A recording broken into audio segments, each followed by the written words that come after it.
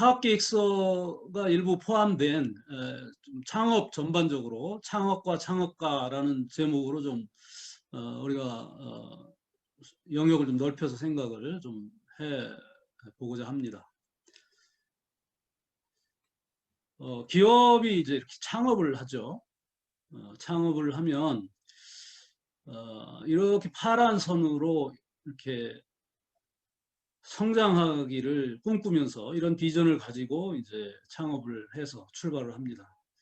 그래서 이때는 이제 창업 정신을 가지고 창업을 하는 겁니다. 사실은 가지고 있는 게 별로 없습니다. 이때는 창업 정신이라고 할까? 그거 하나죠. 어떤 열정이랄까? 또는 어, 이 내가 이 사업을 통해 가지고 사회에 어, 어떤 공헌을 하겠다, 사회를 바꿔보겠다, 또는 뭐 고객을 만족시켜서 이런 난 또 남들과 다른 이런 새로운 만족을 주겠다, 뭐 이런 등등의 어떤 창업 정신을 가지고 이제 창업을 하게 되는 거죠. 그래서 이렇게 쭉 이제 이런 꿈을 꾸고 가지만은 이렇게 쭉 성장하다 보면 이제 과부하가 걸리는 시점이 이제 오게 됩니다. 혼자 감당할 수 없는. 그래서 이게 감당이 안 되면은 이제 이렇게 추락을 하는 거고, 이거를 잘 버티고 잘 시스템을 구축해서 해내면은 이제 안정권에 접어들면서 뭐 중견기업이든지 대기업이든지 이렇게 좀 안정적으로 기업을 운영해 나갈 수가 이제 있겠죠. 그렇지만 그러다가 또 혁신이 필요한 시점이 다가오는데 그 타이밍을 놓치지 않고 혁신을 하면은 또 이렇게 성장해서 갈 수 있는 거고, 그걸 못하면은 이렇게 또 추락을 할 수 있는 거죠. 우리 저 을지로에 가면 인쇄업 하는 그 거리가 있는데 거기가 지금 다 망가졌지 않습니까? 이 변화의 시기에 이 이거를 변화를 만들어가지 못하고 어, 결국은 추락한 대부분의 기업들이 이렇게 이제 돼 있죠. 이게 이제 애플이 핸드폰 시장에서 스마트폰을 통해 가지고 이렇게 성공적으로 가고 있는 반면에 노키아는 이게 추락해서 좀 없어져 버렸죠. 이렇게 이제 그런 시점에 또 혁신을 해야 되는데 그거 못하면은 이제 이렇게 될 수도 있습니다. 그래서 이런 과정을 우리가 이제 겪게 되는데 이 중소기업은 요 과정을 이제 겪게 되는 건데 요 창업 시점 즈음에서 준비가 안 돼서 겪는 그런 어려움, 그리고 과부하가 걸리면서 겪는 어려움, 이런 어려움을 이제 겪게 되는데 그때 이제 코칭이 특히 이제 필요한 시점이라고 생각이 되는데, 창업 그 초기의 문제는 첫째는 창업 정신의 문제입니다. 이 창업가가 어떠한 이 정신, 말하자면은 어떠한 마인드, 어떠한 뭐 창업가 정신이랄지 아니면 창업자의 정신이랄지 뭐 어떤 열정이랄지 이런 것들이 어떻게 지금 준비되어 있느냐, 이게 하나의 이제 중요한 과제고, 또 하나는 창업 준비를 얼마나 잘 해서 창업 준비에 대해서 준비의 어떤 프로세스를 다 하나씩 하나씩 완성해서 이제 창업을 해야 하느냐, 이런 창업이 제대로 준비가 됐느냐 하는 그런 문제가 이제 초기 이제 창업 초기의 문제가 된다고 볼 수 있고요. 그 다음에 이 과부하가 걸리는 시점의 문제는 이렇게 해서 혼자 해서 이제 가지만 규모가 커지면서 이제 혼자 감당할 수 없는 상황이 이제 맞닥뜨리게 됩니다. 그때 어떤 현상이 발생하면 이때는 창업 정신이 상실이 돼요. 제 친구한테 물어봤죠. 야, 네가 꿈꾸는 회사는 어떤 회사냐? 그랬더니 코칭을 한번 받아보고 싶다는 거예요.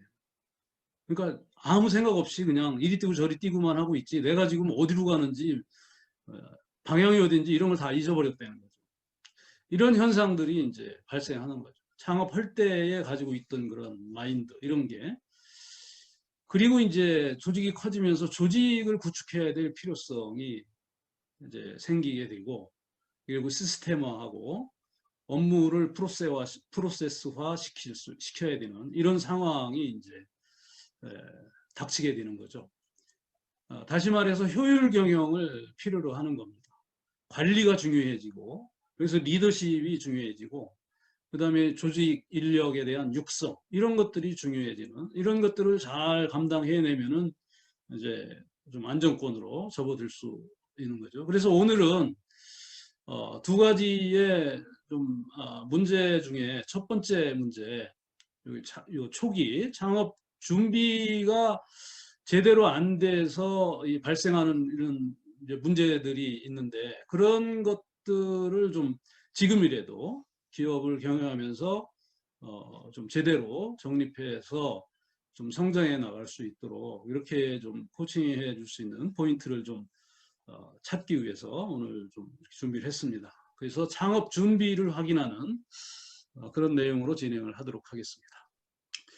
컨텐츠는 오늘 진행할 컨텐츠는 창업에 대해서 좀 생각을 해볼 건데요. 창업의 목적, 그리고 창업의 성공 요인, 그리고 창업가는 뭘 하는 사람인지, 창업가가 뭐 어떻게 준비가 돼 있어야 되는지, 그리고 이제 창업하는 프로세스가 있습니다. 이 프로세스의 각 핵심 내용들을 좀 짚어보고요. 그리고 이 중소기업이 망하는 이유는 창업가 때문에 망하는 거거든요. 창업가 때문에 성공하기도 하지만 창업가 때문에 망하는 게 대부분입니다. 창업가 손에 달려 있는 게 중소기업이거든요. 그래서 창업가가 왜 창업가 때문에 망하는가, 어떤 속성 때문에 망하게 되는가. 그래서 그런 거를 우리가 그런 접하지 않도록, 그러니까 이런 속성보다는 좀 이 회사가 성장 발전할 수 있는 쪽으로의 창업가의 속성, 이런 쪽을 좀 발전시켜 나가는 이런 게 좀 필요하기 때문에 여러 가지 좀 다뤄보도록 하겠습니다. 먼저 창업이라는 게 이 내용을 제가 이게 좀 내용이 많아서 좀 그러고 내용이 어려운 건 아니기 때문에 좀 전체를 개념을 좀 이렇게 이해하실 수 있는 수준 정도로만 제가 소개를 드리겠습니다. 재미는 좀 없을 겁니다. 이 개념들에 대한 내용들이기 때문에. 창업이라는 게 뭐냐? 창업은 제품 그리고 서비스 이거를 생산 또는 판매하기 위해서 새로운 조직을 만드는 것. 물건을 만들어서 또는 그 물건과 서비스를 생산하고 판매하기 위해서 새로운 기업 조직을 만드는 것을 창업이라 한다.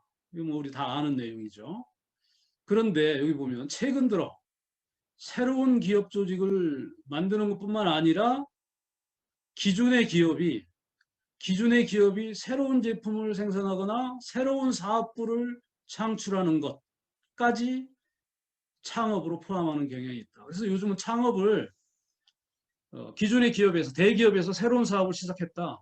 그것도 창업으로 본다는 거죠. 이게 똑같은 이 창업의 이 개념이 필요하다 이렇게 보면 되겠습니다. 창업이 왜 중요하냐? 개인은 물론 국가 경제에서도 이 창업이 중요한데 개인적인 측면에서는 개인의 꿈을 실현시키는 중요한 수단이 되기 때문에 중요하고 말할 것도 없고 그리고 국가 발전의 원동력이 되기도 한다라는 거죠. 왜냐하면 국가 발전의 중추적 역할을 담당하는 것이 기업이고 그 기업은 창업을 통해서 탄생되기 때문이라는 거죠. 그래서 창업이라는 것은 개인뿐만 아니라 국가 발전에도 국가 경제적인 측면에서도 굉장히 중요하다. 이렇게 기업을 홀대하면 안 된다. 이렇게 얘기할 수 있겠죠. 근데 이제 우리가 창업의 동기를 좀 이렇게 살펴볼 필요가 있다고 생각을 하는데요. 창업의 동기는 두 가지 동기가 있습니다. 개인 목적 달성을 통한 동기, 개인 목적 달성. 또 하나는 사업 목적, 그 그 아이템을 사업으로 하고자 하는 그 사업의 목적, 달성을 위한 동기, 이런 두 가지 동기가 있는데, 개인 목적 달성 동기를 좀 살펴보면, 창업가는 경영자와는 좀 다릅니다. 대기업의 경영자는 일반적으로 안정을 추구하고 직위 또 위신 이런 욕구에 관심을 갖고 고소득 이런 쪽에 이제 초점이 맞춰져 있습니다. 안정과 이런 이 명예 또 이런 고소득. 근데 중소기업 창업자는 조금 목적이 다릅니다. 어, 독립감이라는 데 큰 목적이 있고요. 그리고 돈을 버는 거, 그 다음에 가족을 부양하는 거. 그리고 나만이 이 사회에 내놓을 수 있는, 이 세상에 내놓을 수 있는 그런 제품을 제공하는 거. 이런 것들이 창업가의 목적이라는 거죠. 창업 개인 목적의 이 동기라는 거죠. 그래서 이 독립감 달성을 설문조사를 해보니까 창업을 해서 내가 내 사업을 함으로써 가장 좋은 게 뭐냐? 72%가 독립감이라는 거죠. 그러니까 내가 내 일을 내 맘대로 한다라는 거, 그게 이 창업가한테 가장 좋은 점이라는 거죠. 가장 나쁜 건 뭐냐? 시간이 없다는 거죠. 두 번째가 세금이 많다는 거죠. 죽어라고 일해서 다 세금 내는 것 같다. 이런 느낌을 좀 받는다는 거죠. 그리고 뭐 내일이니까 워낙 바쁘게 살다 보니까 시간이 부족하고 이런 독립감 달성이 창업 동기의 가장 큰 거다. 개인적 관점에서 그렇습니다. 그 다음에 부의 축적. 이건 좀 사람마다 그 부의 기준이 좀 다르겠죠. 그 다음에 가족 부양. 가족 부양이 굉장히 이 목적이 많다는 거죠. 그 다음에 네 번째, 자신만이 생산할 수 있는 제품의 제공인데 실제 경제 발전의 상당 부분이 이런 이 소규모 창업에서 나왔다는 거죠. 예를 들어서 에어컨, 자동차, 즉석 카메라, 제트 엔진, 헬리콥터, 식빵, 진공관, 컴퓨터 이런 게 다 조그만한 개인의 소규모 기업으로부터 뭐 이 컴퓨터 이것도 다 그 스티브 잡스의 그 창고에서 나온 거 아니겠습니까? 이렇게 자신만이 생산할 수 있는 제품을 제공하는 게 또 하나의 큰 창업의 동기다라는 거죠. 그 다음에 사업 목적 달성의 동기 측면에서 보면은 이 사업 목적을 설정하는 게 이 창업가한테 가장 중요한 기능 중에 하나라는 거죠. 왜 그러냐면은 내가 왜 이 사업을 하는지 목적을 분명히 해야 그 방향을 분명히 정해야 이 사업의 방향을 목적이 제시해주고 그리고 성과가 어떻게 났는지 성과가 없는지를 측정할 수 있는 게 바로 이 목적 때문에 가능하다는 거죠. 그래서 이 창업가는 사업 목적을 설정하는 거 이게 가장 중요한 일 중에 하나다. 그리고 이 사업 목적이라는 게 뭐냐 그럼 이런 서비스 그리고 사회적인 기여 그리고 이윤 성장 이런 것들이 사업 목적이라는 거죠. 서비스 목적은 이제 이 제품을 합리적인 가격으로 제공해서 소비자가 만족할 수 있도록 봉사하는 거. 이게 서비스 목적이라는 거죠. 그래서 창업을 하면 최우선의 목적을 서비스에 둬야 한다는 거예요. 그러면은 이유는 자연적으로 따라온다는 거죠. 이게 이제 굉장히 중요한 이 창업가한테 굉장히 중요한 생각인데 창업을 해서 창업해서 그 조그만 회사에서 돈을 벌려고 돈에 초점을 맞춰서 이 경영을 하게 되면 성공하기가 어렵다는 겁니다. 창업을 해서는 최우선의 목적을 서비스에 두고 고객을 만족시키는 데 초점을 두어서 고객들이 만족하면 그러면은 이제 이윤은 자연적으로 이렇게 따라오게 돼 있는데 돈에 초점을 맞춰서 돈을 벌려고 하다 보면은 고객을 만족시키지 못하고 그러다 보면은 이윤도 생각만큼 안 된다라는 거예요. 그래서 우리 창업가들이 예, 이 사업 서비스 목적에 초점을 두는 게 굉장히 중요하다. 근데 제 부산에 울산에 있는 현대자동차에 이제 부품을 납품하던 이런 사업을 하던 제 친구가 있는데 지금 이거 사업 목적을 물어보니까 어, 돈 버는 거밖에 없다는 거예요.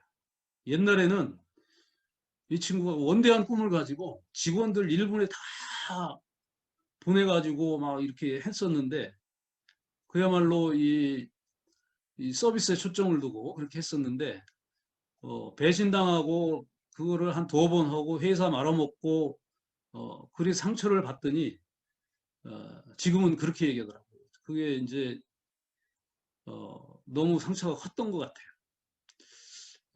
그렇게 하면은 제가 봤을 때 좀 이렇게 한계를 벗어나기 좀 어렵다 이런 생각이 좀 들더라고요. 이제 나이도 있고 하니까 뭐 어쨌든 서비스 목적에 초점을 맞추는 게 굉장히 중요하다. 그 다음에 이제 이윤 목적인데 어, 이윤이라는 건 우영 감소에 대한 보상이라고 그러거든요. 이건 우영 감소가 뭔지를 좀 우리가 알 필요가 있는데 우영 감소는 볼펜 한 자루를 100원에 사다가 그거를 판매를 하는데 그게 얼마에 팔릴지를 모른다. 내가 100원에 사왔는데 이게 120원에 팔릴지 아니면 80원에 팔릴지 이게 고객이 너무 비싸다고 생각하면 안 살 거고 120원이라도 뭐 괜찮다고 보면 사갈 거고 이게 이제 그 위험이라는 거예요. 얼마에 팔릴지 모르는 거. 100원에 사왔는데 얼마에 팔릴지 모르는 게 위험인데 그거를 감수하면은 그거에 대한 보상이 이윤이라는 거죠. 그래서 이윤이라는 거는 우연 감소에 대한 보상이다. 그런 얘기고. 그리고 이 이윤이 자유경제 체제를 유지하는 거다. 이윤이 일자리를 창출하고 설비를 도입하게 하고 신제품을 개발하게 하고 기업의 영속성을 유지하는데도 이윤은 필요하다. 그런데 여기 고객의 욕구를 만족시킴으로써 창출된다. 그러니까 돈을 벌려면 이윤을 많이 추구하려면 고객의 욕구를 만족시키는데 초점을 맞춰야 된다. 앞에서 한 얘기 또 하는 겁니다. 사회적 목적 세 번째 사회적 목적은 뭐냐면 이해관계를 가지는 모든 사람들을 배려하는 거라는 거죠. 그래서 고객, 종업원, 공급자, 정부, 지역사회 이걸 다 배려하는 건데 우리가 여기서 또 생각할 거는 이런 이윤하고 사회적 목적하고 이 대립되는 것은 꼭 대립되는 것은 아니다. 이게 무슨 얘기냐면 돈을 벌어서 사회에 환원을 한다고 이윤의 일정 부분을 사회에 이렇게 사용하면 이윤이 많이 좀 잘려나간 거 아니냐 이렇게 생각할 수 있는데 꼭 그런 것만은 아니라는 거죠. 이윤이 그렇게 사회에 나가서 그게 또 좋은 효과를 발휘해서 사회에서 많이 물건을 사주면은 오히려 그거로 인해서 돈을 또 더 벌 수 있는 거기 때문에 이게 꼭 사회적 목적과 이윤이 대립되는 것은 아니다. 물론 그럴 수도 있지만 꼭 그런 것만은 아니다. 이렇게 볼 수 있겠고요. 그리고 사회적 목적 중에 종업원들에게 소속감, 일체감, 단결심을 제공한다는 것 이것도 굉장히 크게 중요한 부분이다. 라는 겁니다. 그 다음에 네 번째 이제 성장 목적인데 사업 목적에서 네 번 성장 목적인데 기업가는 성장에 관심을 가져야 한다는 거죠. 이거를 중요한 목적으로 선택해야 된다. 기업이 성장하려고 안 하면 그게 유지가 되기는 쉽지 않다. 그거는 고꾸러진다. 사람 개인도 마찬가지잖아요. 내가 계속 성장하지 않으면 나는 죽어가는 거다. 그래서 죽을 때까지 우리가 공부해야 된다. 죽을 때까지 배워야 된다. 그런 얘기잖아요. 이 기업도 노키아처럼 그렇게 유지하기 위해서 노력만 하면 안 된다는 거죠. 성장을 위해서 끊임없이 변화를 위해서 관심을 갖고 노력을 해야 그 기업이 살아남을 수 있다. 그래서 이런 질문들을 좀 던져볼 필요가 있다는 거죠. 내 사업이 소규모인데 만족하고 있는가? 나는 나의 사업이 성장해서 대기업과 경쟁하기를 바라는가? 나는 안정이나 생존을 추구하고 있는가? 나는 노력이나 투자를 고려할 때 만족할 만한 수준의 이익을 바라는가? 아니면 이윤 극대화를 바라는가? 우리가 이제 코칭을 하게 되면은 이제 여기까지 놓고 볼 때 창업가가 제대로 창업가답게 지금 생각을 하고 있는가 하는 것들을 좀 체크를 해볼 수가 있을 것 같아요. 그게 저는 굉장히 중요하다고 보는 게 창업가 손에 기업이 달려있기 때문에 중소기업들은 창업가가 누구냐에 따라서 죽고 사는 게 대부분 결정이 된다. 그래서 창업가가 어떤 생각, 어떤 사업 목적을 가지고 있는지, 개인적으로 어떤 목적을 가지고 있는지 이런 것들이 굉장히 중요하다. 그래서 이런 것들도 한번 체크를 해보는 것도 코칭에 있어서 중요한 부분이 될 수 있을 것 같다 하는 생각이 듭니다.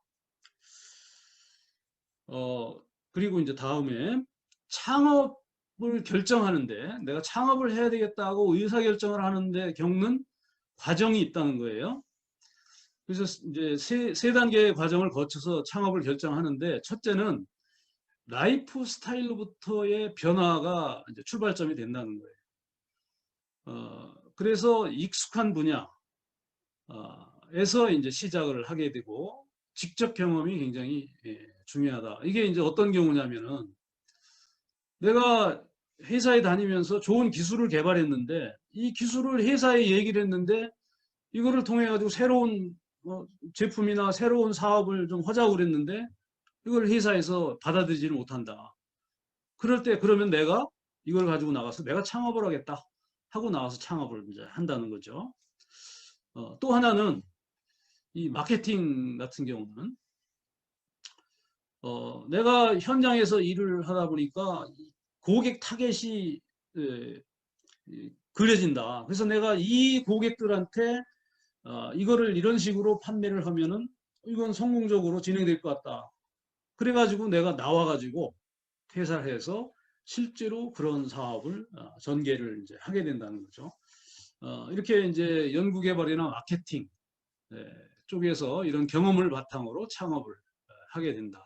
그리고 또 이제 라이프 스타일을 벗어나 창업을 하게 되는 보다 직접적인 동기는 신분 변환이다. 신분 변환이 뭐냐? 이제 퇴직, 정년퇴직을 했다. 아니면 중간에 뭐 퇴직을 한다. 그러고서 이제 이런 창업을 할 수 있고 또는 대학을 졸업했는데 취업할 거냐, 창업을 할 거냐. 그래서 대학 졸업하고 창업을 한다. 이렇게 보면 한 뭐 일반적으로 우리가 네 가지 케이스에서 어떤 창업의 출발점을 이제 갖게 된다는 거죠. 그러면은 두 번째 단계에서는 창업에 대한 매력을 느끼게 될 때 창업을 하게 된다는 거예요. 매력을 이제 느끼게 되는 거는 그 문화나 또는 가족이나 교육을 받았나 또는 동료가 창업가인가 이런 거에 의해서 매력을 느끼는데 예를 들면은 실리콘밸리 같은 데서 사는 사람들은 이 창업에 대해서 엄청 매력을 느낀다는 거죠.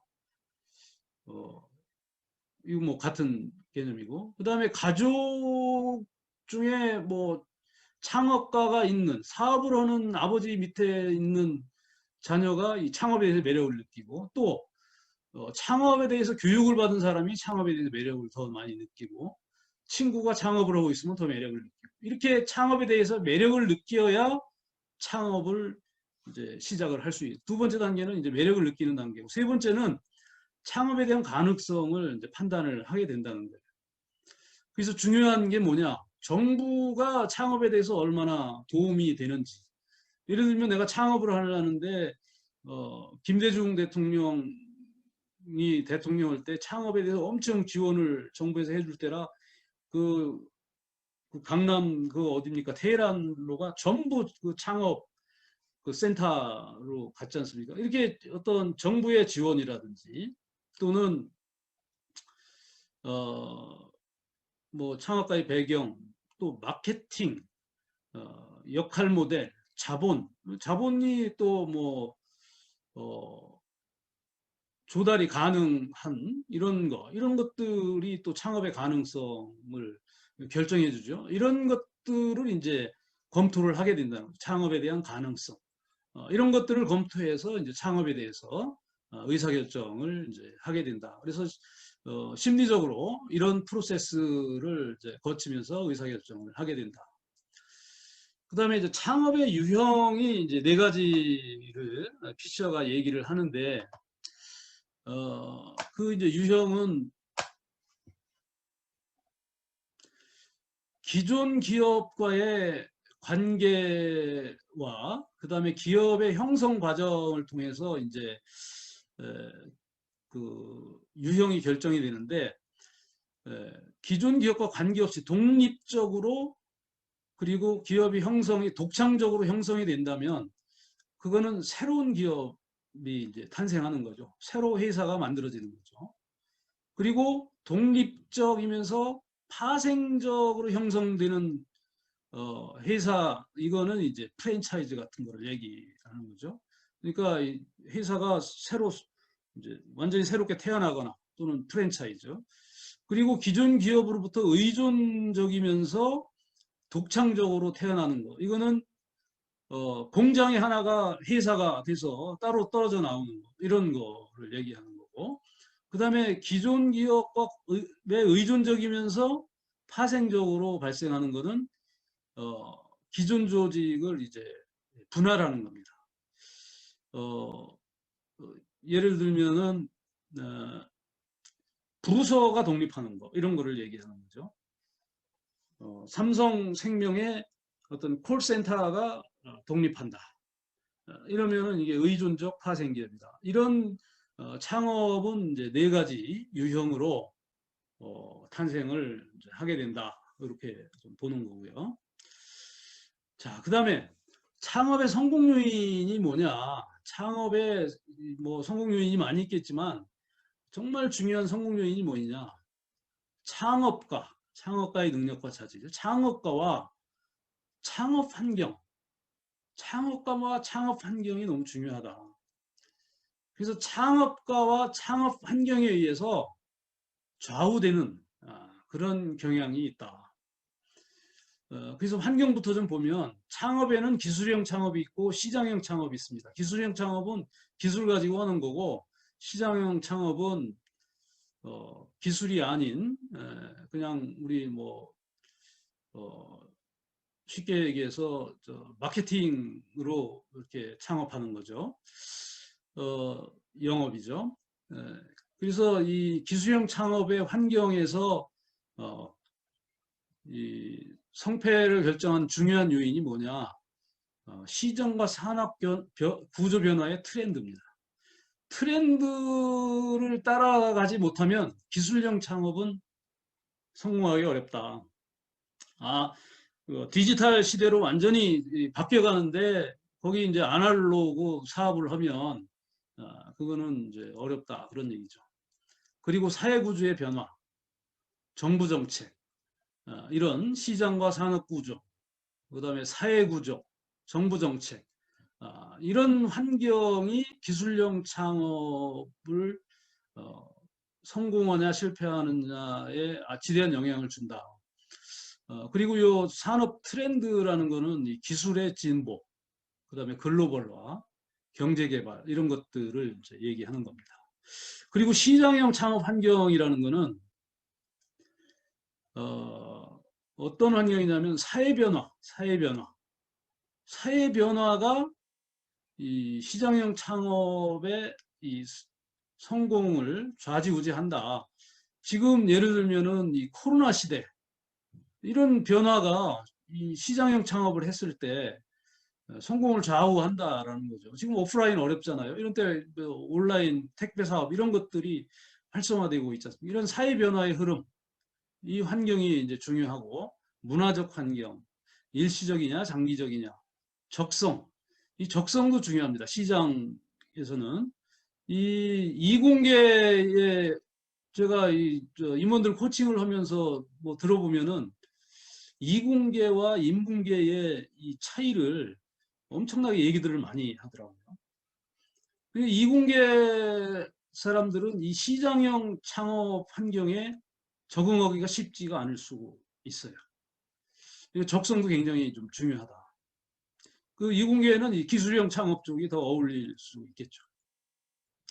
이 자금, 이런 것들이 이제 시장형 창업에 결정적인 영향을 줄 수 있다. 그래서 이런 환경이 중요하고 또 이제 더 중요한 거는 창업가. 기업이 이렇게 제대로 세워져서 흘러가려면 가장 중요한 게 뭐냐? 창업가의 능력과 경험이 가장 중요하다는 거죠. A급 아이디어를 가진 B급 창업자하고 B급 아이디어를 가진 A급 창업자하고 누가 더 성공할 가능성이 높으냐? B급 아이디어를 가진 A급 창업자가 성공할 가능성이 높답니다. 그러니까 이 소기업으로 해서 이렇게 창업해서 중소기업으로 이렇게 전개될 때는 창업가에 좌우되는 게 너무나 크다. 창업가가 중요하다. 그래서 중소기업 코칭할 때 제가 봤을 때는 창업가가 제대로 역할을 할 수 있도록 코칭해 주는 게 그게 너무 중요한 것 같아요. 특히 이제 과부하 걸리고 이렇게 해서 고민할 때 그때 문제 중에 하나가 시스템 구축하고 뭐 이러는 것도 중요하지만 창업가가 유연성을 발휘하지 않고 이제 고집 부리고 이러는 게 또 더 문제가 될 수 있다는 거거든요. 그래서 창업가의 능력 이게 중요하다. 그래서 창업가에 대해서 한번 좀 창업가가 어떤 특성을 좀 가지고 있는지 한번 보겠습니다. 앙트프루너 창업가하고 경영자하고는 어떻게 다른가? 적용 대상을 놓고 보면 창업가는 환경에 적응 하는 것을 대상으로 한다는 거죠. 환경을 적응 대상으로 한다는 거예요. 근데 경영자는 조직의 적응을 대상으로 한다는 거예요. 그러니까 창업가는 환경이 변화하면서 내가 무슨 사업을 해야 되나 이런 이제 고민을 하는데 경영자는 그런 창업가가 저질러 놓으면 그러면은 그거를 조직에 적응을 해서 성공적으로 이끌어 나가는 이런 게 이제 경영자라는 거죠. 그 다음에 적용 방식에서 창업가는 사전 대응적이라는 거죠. 어떤 앞으로 다가올 이 트렌드에 대비해서 사전적으로 대응하는데 경영자는 사후 반응 그런 것들이 그런 변화가 왔을 때 그거를 어떻게 잘 반응해 가지고 안정적으로 발전시켜 갈 건지 여기에 이제 초점이 맞춰져 있다는 거죠. 그리고 역할을 놓고 보면은 창업가는 전략에 초점을 맞추는 데 비해서 경영자는 관리에 초점을 맞춘다라는 거죠. 관리. 그러니까 이제 효율이죠. 그리고 이제 성과적인 측면에서도 창업가는 효과성에 초점을 맞추는데 경영자는 효율성에 초점을 맞춘다는 거죠. 효율성은 뭐죠? 인풋 아웃풋이잖아요. 인풋 아웃풋. 그러니까 인풋 대비 아웃풋을 경영자는 따지게 되는 거고 이 창업가는 인풋은 안 따지는다는 거죠. 아웃풋, 성과만 생각을 하게 된다는 거죠. 그 다음에 창업가는 성장과 혁신, 기업을 성장시키고 혁신하는데 새로운 가치를 만들어내는데 이런 때 초점을 두는 데 비해서 경영자는 안정성, 수익성 이런 데 이제 초점을 둔다는 거예요. 그래서 창업가는 이런 특성을 발휘를 할 줄 알아야 된다는 거죠. 그리고 경영자는 또 이런 특성을 발휘할 줄 알아야 되는데 창업가는 창업을 해서 회사가 만들어지면 이것만 발휘하면 안 되고 이제 이 경영자로서의 역할을 해야 되는 거죠. 근데 이게 준비된 창업가가 별로 없는 거죠. 그래서 이 중소기업은 이거를 많이 코칭을 해줘야 된다는 거죠. 있죠. 이게 있어서 저지르긴 했는데 이게 잘 안 된다는 거예요. 그래서 망한다는 거죠. 그래서 망하는 경우가 많다는 거예요. 중소기업. 그래서 창업가와 경영자가 어떻게 다른가 이런 걸 보면서 창업가, 경영자로서 어떤 역량, 능력 이런 것들을 좀 잘 코칭을 해줄 필요가 있다고 생각합니다. 기술형 창업이 있고 시장형 창업이 있다고 그랬는데 그 개념만 좀 한번 짚어보겠습니다. 창업할 때 기술을 가지고 창업을 하면 기술 창업이라고 합니다. 근데 하이 리스크, 하이 리턴이면은 벤처 창업이라고 합니다. 하이 리스크, 하이 리턴이면서 기술을 가지고 창업을 하면 기술 벤처 창업이라고 합니다. 근데 창업한 이후에는 회사를 볼 때는 이렇게 이제 구분 안 하고 벤처 창업이냐, 벤처 기업이냐, 기술 벤처 기업이냐 이 두 가지로만 봅니다. 리스크만 보느냐, 기술과 리스크를 같이 보느냐 이렇게 이게 기술형 창업입니다. 이 창업하는 이 절차가 또 있는데요. 일단 창업하려면 기술 창업하려면은 창업 준비를 해야 되죠. 그 다음에 회사를 만들어야 됩니다. 창업 준비가 끝났으면 회사를 만들고 그 다음에 공장을 설립하고 자금 조달 절차를 밟아야 됩니다. 그리고 개업 준비를 해서 사업을 시작해야 되겠죠. 그래서 창업 준비 절차는 이따가 프로세스를 통해서 좀 같이 구체적으로 좀 살펴보도록 하고 그 다음에 이제 회사 설립하는 절차는 이것도 좀 이따가 한번 좀 구체적으로 살펴보도록 하고 공장 설립은 뭐 이렇게 자재라든가 또 완제품이라든가 이런 거 좀 수송이 원활해야 되기 때문에 도로나 이런 거를 잘 좀 고려해서 공장을 설립을 하는 게 좀 필요하겠죠. 그리고 이제 개업 준비는 인력을 뽑아가지고 이제 훈련시켜가지고 조직을 만들어가지고 생산하고 관리하고 영업을 하고 이렇게 이제 진행이 되겠죠. 이게 이제 기술 창업의 절차가 되겠고요. 시장형 창업은 이렇게 또 나눕니다. 무점포 창업, 소점포 창업. 지금 뭐 기존의 조직에서 창업하는 거는 지금 오늘 안 다루고 새롭게 창업하는 거를 지금 다루는 겁니다. 그리고 소호 창업, 프랜차이즈 창업 이렇게 좀 구분을 하는데 무점포 창업은 그야말로 무점포. 번역을 한다. 그냥 집에서 내 책상에 앉아서 하면 되죠. 무점포 창업이고. 소점포 창업, 이용실, 미용업, 이런 세탁소, 부동산 중개업 이런 게 이제 소점포 창업이죠. 소호 창업, 이거 들어보셨을 거예요. 소호. 스몰 오피스, 홈 오피스를 이제 소호라고 합니다. 이런 거는 이제 뭐 집에서도 할 수 있고 조그만 사무실에서 할 수 있다 그런 거죠. PC 출장 수리, 또 뭐 카펫 청소, 이런 것들 이게 소호 창업. 그 다음에 이제 프랜차이즈 창업이 있는데 프랜차이즈 창업은 이제 세 가지로 구분이 되는데 직영은 레귤러 체인이라고 합니다. 직영. 스타벅스는 직영으로 이렇게 운영하죠. 그 다음에 프랜차이즈 체인을 그야말로 이제 우리가 얘기하는 프랜차이즈 체인이라고 하고 임의 가맹 자율 체인 이런 거는 이제 안경점에서 볼 수 있는데 이름만 같이 쓰는 거예요. 다 그냥 각자 알아서 면서 이름만 같이 쓰는 거. 이런 거를 이제 임의 가맹 자율 체인 이렇게 얘기합니다. 시장형 창업은 이렇게 좀 구분을 하는데 창업 절차는 기술 창업하고 같습니다. 창업 준비를 하고 회사를 설립하고 여긴 공장이 아니라 이제 사무실 입지를 이제 선정을 해야 되겠죠. 사무실. 그 다음에 개업 준비해서 개업을 영업을 시작하면 되겠죠. 똑같습니다.